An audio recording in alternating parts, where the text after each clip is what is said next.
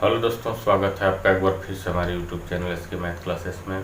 मैं सुजीत कुमार आज आपके लिए लेकर आया हूँ घनाभ पर आधारित कुछ प्रश्न। पहले घनाभ के बारे में देखिएगा। घनाभ एक 3D आकृति है जिसकी लंबाई ये हो गई L, चौड़ाई B और ऊंचाई H। देखिए ये चौड़ाई है, ये चौड़ाई है, ये चौड़ाई है, ठीक। ये लंबाई हो गई और उसके बाद ये जो है ऊंचाई हो गई, ठीक। अब इसके बाद घनाभ का आयतन देखते हैं। आयतन का जो फार्मूला होता है दोस्तों, वो होता है आधार का क्षेत्रफल गुणे ऊंचाई। जिसका आधार कैसा दिखाई देगा, इस तरह से एक आयत के रूप में दिखाई देगा जिसकी लंबाई L होगी, चौड़ाई P होगी। तो आधार का क्षेत्रफल क्या हो गया, L गुणे B और गुणे ऊंचाई कितनी है, H। तो इसी को हम लोग लिख सकते हैं लंबाई गुणे चौड़ाई गुणे ऊंचाई, ये हो गया। और यहाँ पे इसका मात्रक हो जाएगा घन इकाई। घन इकाई का मतलब जो भी इकाई दिया, सेंटीमीटर या फिर मीटर या फिर किलोमीटर, जैसा भी दिया रहेगा वही लिख देंगे। आयतन के बाद चलते हैं संपूर्ण पृष्ठ। संपूर्ण पृष्ठ का सूत्र होता है कुल सतहों के क्षेत्रफलों का योग।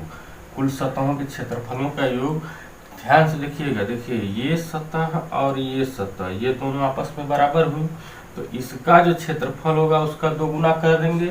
फिर उसके बाद ये सतह और ये सतह, ये दोनों ये सतह और इसके पीछे वाली सतह, ये दोनों आपस में बराबर होंगी, तो ऊपर वाली सतह का जो क्षेत्रफल होगा उसका 2 गुना कर देंगे।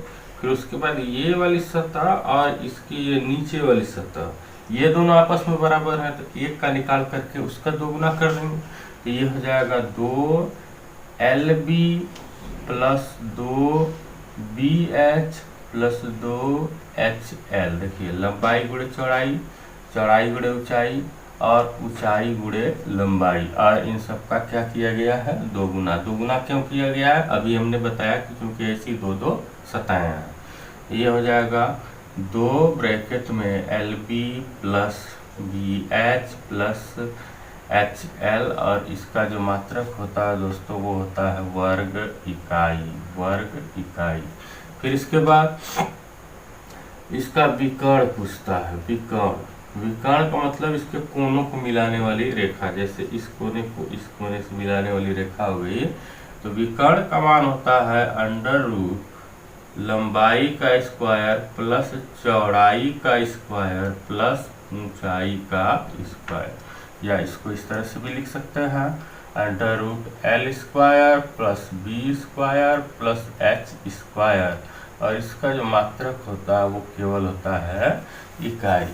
फिर इसके बाद पूछता है कमरे की चारों दीवारों का क्षेत्रफल। चारों दीवारों का क्षेत्रफल, तो ये होता है दोस्तों आधार का परिमाप गुणे ऊंचाई। आधार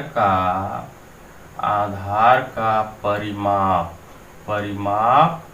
गुणे ऊंचाई, ये होता है क्या, कमरे की चारों दीवारों का क्षेत्रफल। तो आधार का परिमाप क्या होगा, आधार ये हो गया जिसकी लंबाई L, चौड़ाई B है। तो परिमाप क्या होता है, कुल भुजाओं का योग।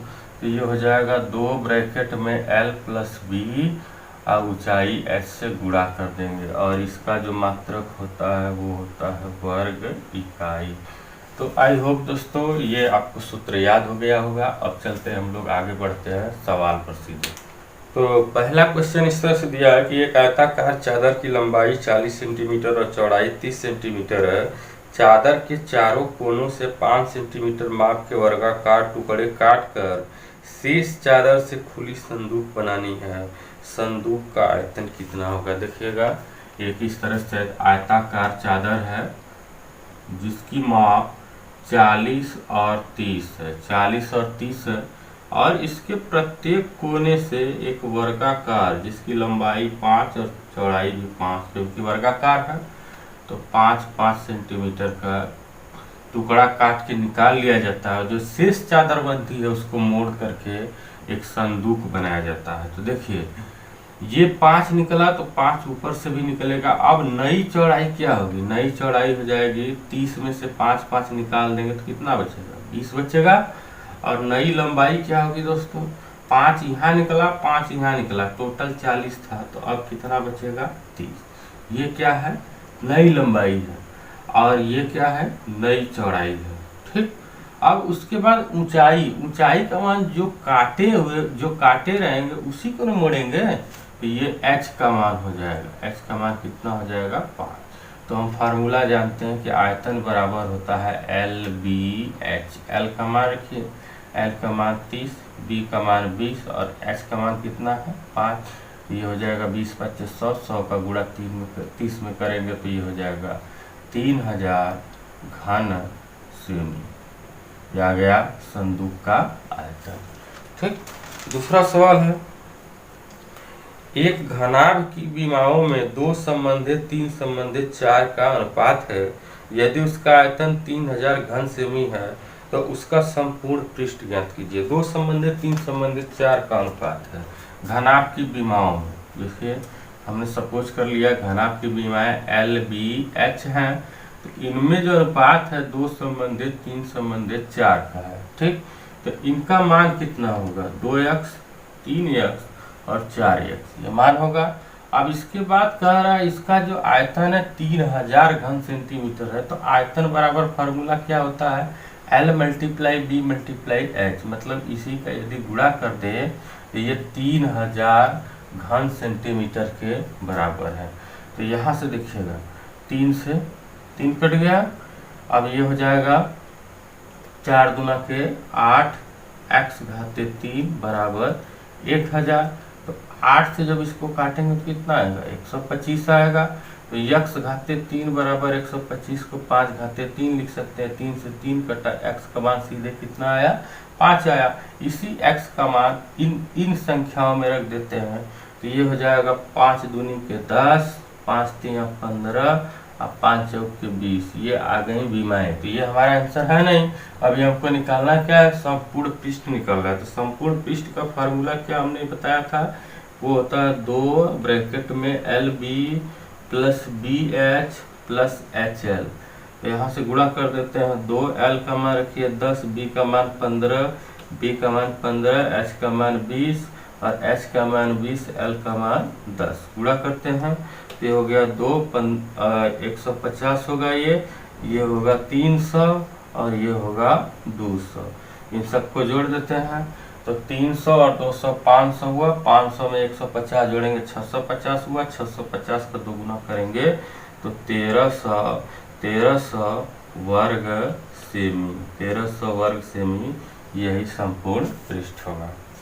अगला सवाल इस तरह से दिया दोस्तों कि 20 मीटर लंबे 12 मीटर चौड़े और 8 मीटर ऊंचे गोदाम में 800 बोरी सीमेंट रखी जा सकती है।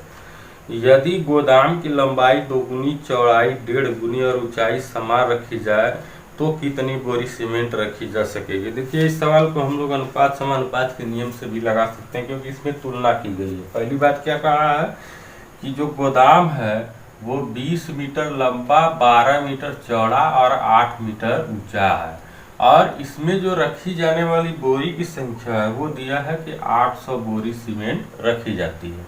अब इसके संदर्भ में क्या दिया है कि यदि गोदाम की लंबाई 2 गुनी, मतलब लंबाई जो 20 थी उसको 40 कर दिया जाए, चौड़ाई 1.5 गुनी, 1.5 गुनी 12 का 1.5 करेंगे तो कितना आएगा, 18, और ऊंचाई को वही रखना है, ऊंचाई हो गई 8। अब इस कंडीशन में 800 के जगह हम मान लेते हैं कि x बोरी सीमेंट रखी जा सकती है। तो देखिएगा ये जो है 8 से 8 कट गया, 20 दूना के 40 हो गया, और यहाँ पर 6 दूना के 12, 6 3 18 हो गया। फिर उसके बाद जब इसको 2 से काटेंगे, 2 1 कम 2, 2 चौक के 8 हो गया।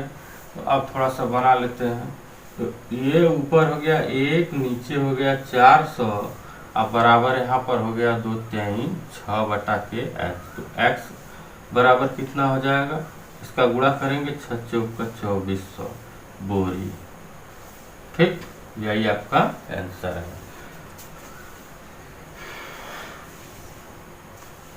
नेक्स्ट क्वेश्चन इस तरह से दिया है, एक कमरे की चौड़ाई इसकी ऊंचाई की 2 गुनी तथा लंबाई से आधी है। यदि कमरे का आयतन 512 मीटर क्यूब हो तो कमरे की लंबाई कितनी है। देखिए कमरे के बारे में क्या दिया कंडीशन। सबसे पहले कह रहा है कि कमरे की चौड़ाई इसकी ऊंचाई से 2 गुनी है, तो हम क्यों ना ऊंचाई ही मान लें।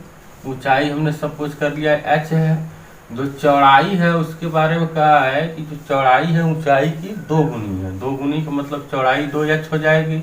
अब लंबाई के बारे में क्या कह रहा है, या इस तरह से कह रहा है कि जो चौड़ाई है लंबाई की आधी है। लंबाई की आधी है तो ये जब 2x है, ये 2h है तो ये 4h होगा कि नहीं होगा।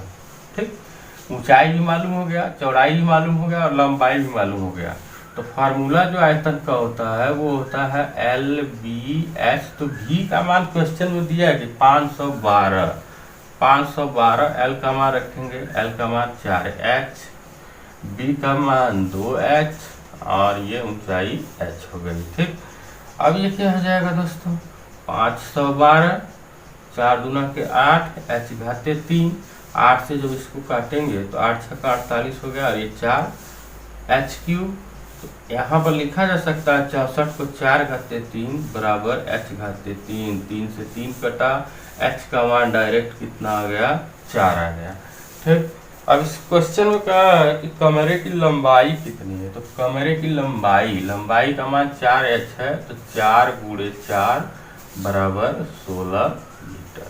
ठीक, अगला सवाल कुछ इस तरह दिया है कि 24 मीटर लंबी, 8 मीटर ऊंची और 60 मीटर चौड़ी दीवार बनाने के लिए 24 सेंटीमीटर लंबी, 12 सेंटीमीटर चौड़ी तथा 8 सेंटीमीटर ऊंची कितनी ईंटें लगेंगी, जबकि दीवार के कुल आयतन का 10% भाग रेत तथा बालू के मिश्रण से बना है। देखिए कह रहा है कि दीवार जो है कि 10% जो भाग है वो बालू और रेत से बना है, तो इसका मतलब 90% भाग ईंट से बना होगा। इसके बारे में कंडीशन ये दिया है कि 24 मीटर लंबी, 8 मीटर ऊंची तथा 60 सेंटीमीटर चौड़ी। तो 24 मीटर को हम लोग 2400 सेंटीमीटर कर देते हैं। फिर उसके बाद 8 मीटर है तो इसको 800 सेंटीमीटर कर दिया हमने। फिर उसके बाद ये दिया कि 60 सेंटीमीटर क्या है, इसकी चौड़ाई है। अब इसका 90% जो भाग है, क्योंकि 10% रेत से बन गया है, तो का 90%, ठीक, 90% भाग जो है इसको किससे बनाना है, ईंट से बनाना है। और ईंट की माप दिया है, ईंट की माप दिया है 24 सेंटीमीटर गुणे 12 सेंटीमीटर गुणे 8 सेंटीमीटर। और हमने सपोज कर लिया कि इस प्रकार की कुल n ईंटें लगेंगी। इस दीवार को बनाने में, इस दीवार का 90% हिस्सा ही केवल बनाना है। इस प्रकार की दीवार को बनाने में इन बीमा की n ईंटें लगेंगी। तो देखिए इसको इस तरह से हल कर किया जा सकता है।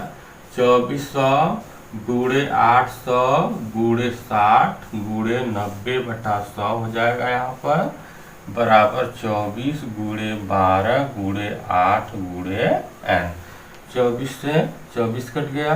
ठीक, अब यहाँ से देखिए 8 से 8 कट गया, 2 0 से 2 0 कट गया। अब यहाँ पर 12 कम 12, 12 पचे 60 हो गया। अब जो है इधर बचा है आपका 100 और उसके बाद गुणे 5 गुणे 90 और इधर हो गया n। गुणा कर देते हैं, 9 पचे 45 और उसके बाद 3 ठो 0, ये आ गया n का मान। कहने का मतलब इतनी लंबी चौड़ी दीवार बनाने के लिए कुल 45,000 ईंटों की आवश्यकता होगी। कितनी ईंटों की आवश्यकता होगी, 45,000। नेक्स्ट क्वेश्चन इस तरह से दिया है कि एक घनाभ के विकर्ण की माप 28 सेंटीमीटर है तथा इसके तीनों कोरों की लंबाई का योग 44 सेंटीमीटर है। इस घनाभ के संपूर्ण पृष्ठ का क्षेत्रफल कितना होगा। सबसे पहले विकर्ण का मान दिया है। विकर्ण, इसका फार्मूला क्या होता है, √L² + V² + H²। इसका मान दिया कितना है, इसका मान दिया है 28 सेंटीमीटर। और इसके बारे में ये जानकारी दिया है कि इनकी तीनों बीमाओं का जो योग है वो कितना है, तीनों बीमाओं का योग 44 सेंटीमीटर दिया है। अब इसके बाद पूछ रहा है क्वेश्चन में घनाभ के संपूर्ण पृष्ठ का क्षेत्रफल कितना है। देखिए एक संख्या होती है l plus B plus H का होल स्क्वायर बराबर l square plus B square plus H square plus 2 bracket में L B plus B H plus H L, ये हो गया। तो यहाँ पर देखिएगा इसका जो स्क्वायर करेंगे, इसका स्क्वायर करेंगे मतलब इसको इस तरह से लिखा जा सकता है या करके L square plus B square plus H square equal to 28 का स्क्वायर लिखा जा सकता है। तो 28 का जो स्क्वायर होता है दोस्तों वो होता है 784। तो यहाँ पर क्वेश्चन में देखिए 44 का स्क्वायर लिखेंगे, L plus B plus H का मान दिया है, यहाँ पर हो जाएगा 44 का स्क्वायर बराबर इसका मान क्या रख देंगे 784 प्लस ये वाला 2 ब्रैकेट में L B plus B H plus H L, ये हो जाएगा। अब क्या करेंगे 44 का स्क्वायर जो होता है वो होता है 1936 में से 784 को घटा देंगे।